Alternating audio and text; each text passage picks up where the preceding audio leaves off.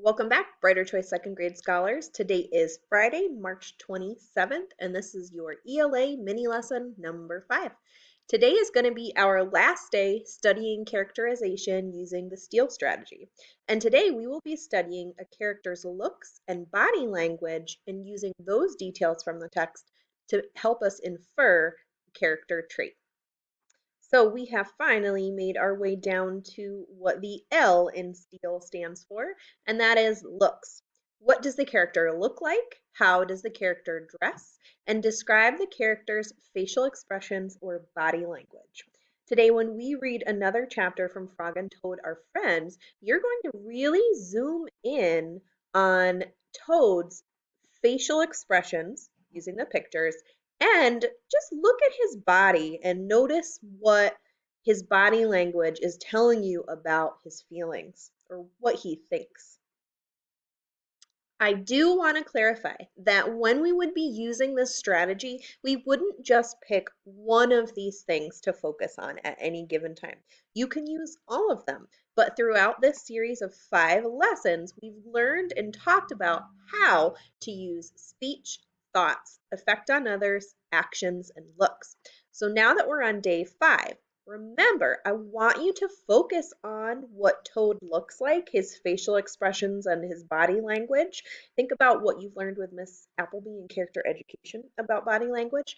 But we can also combine details that we see from things that Toad says or his thoughts and his actions as well.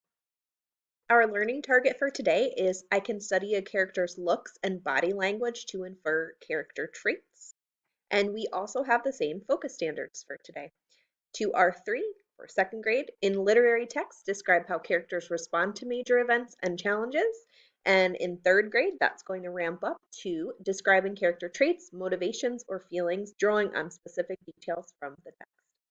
So before I go ahead and read you the new story for today, where you analyze Toad's body language and his facial expressions, I figured we could go back and look through and find some details about Frog and use what we already know about his character traits and see if we can find more evidence that support those character traits based on his body language and his facial expressions. So on this page, we've gone back to that first story that we read, Spring. And I remember that Toad, not Toad, that Frog is really excited to finally get to play with his friend Toad. So right here, I can look at Frog and I see that he's standing upright, nice and tall. That tells us he's feeling excited or confident. He's got a great big smile on his face too.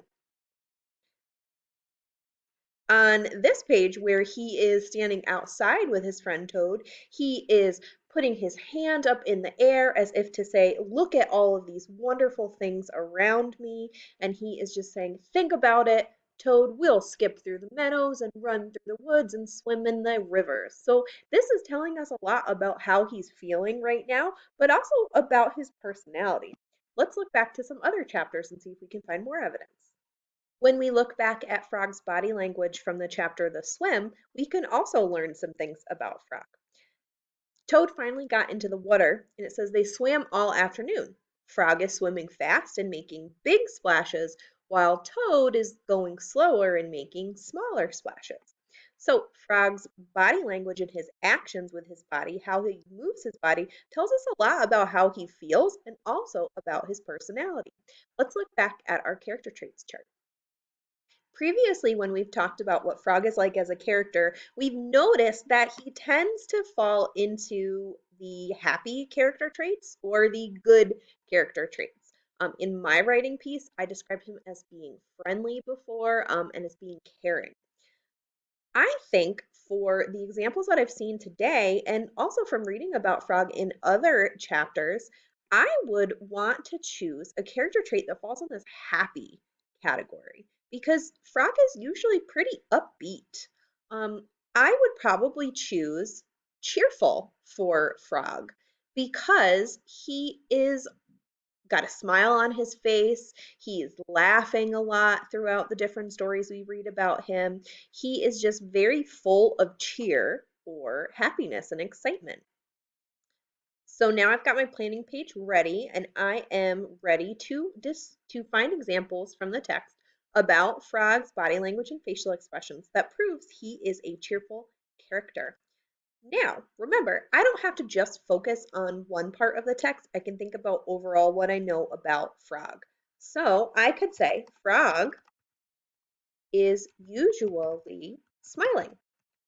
That's a detail about his facial expression. Frog is almost always standing up straight and tall. Right here, when he is knocking on Toad's door, he's standing up straight and tall, and he also has a smile on his face. Look for some other details. Here, again, he's standing up nice and tall, straight and tall. That's showing us he's confident or he's cheerful.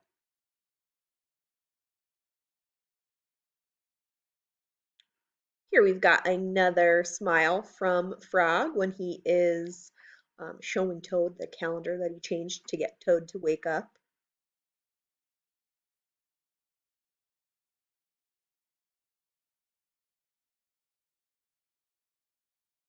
And in this chapter, the swim, he is making really big movements with his body, which tells us that he's feeling comfortable.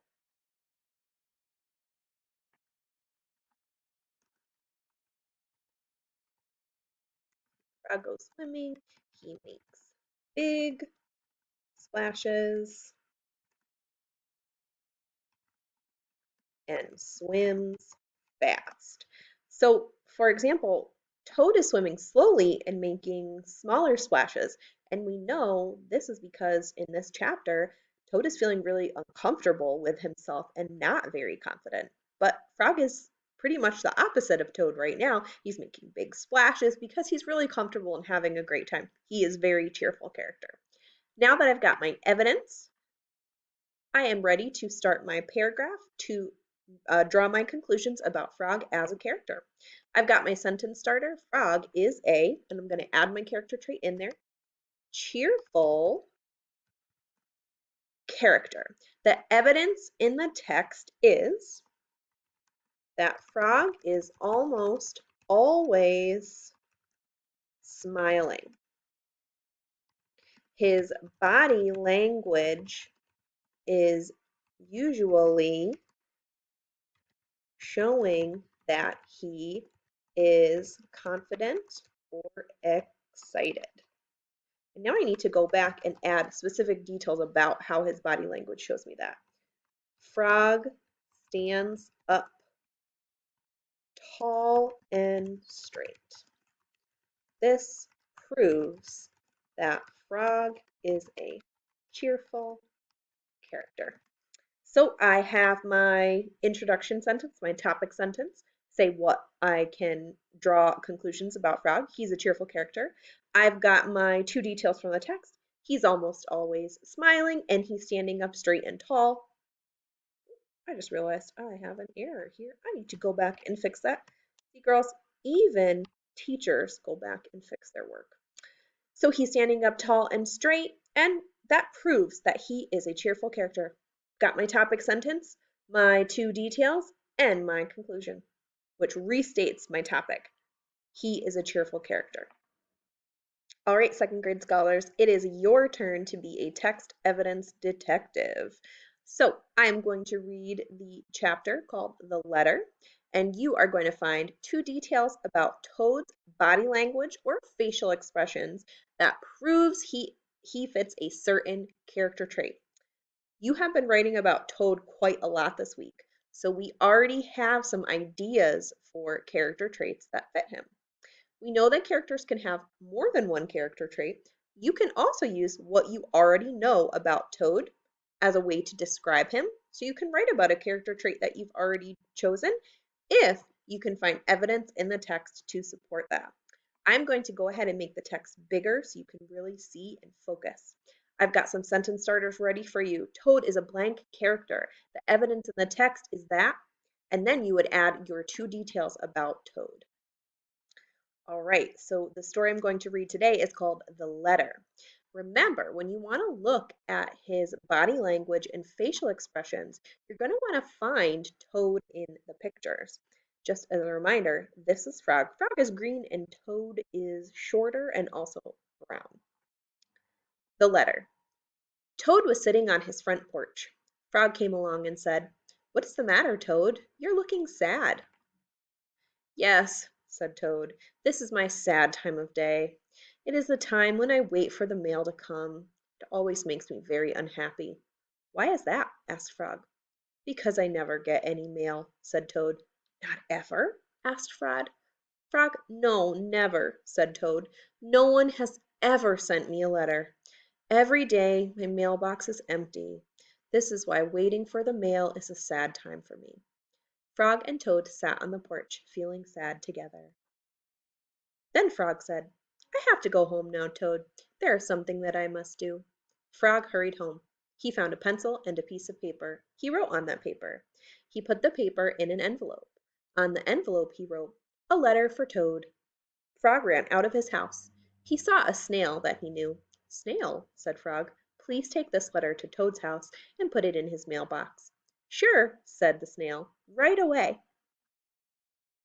Then Frog ran back to Toad's house.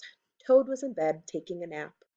"Toad," said Frog, "I think you should get up and wait for the mail some more." "No," said Toad, "I am tired of waiting for the mail." Frog looked out of the window at Toad's mailbox. The snail was not there yet.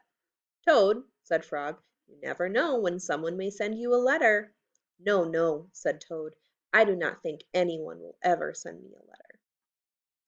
Frog looked out of the window. The snail was not there yet.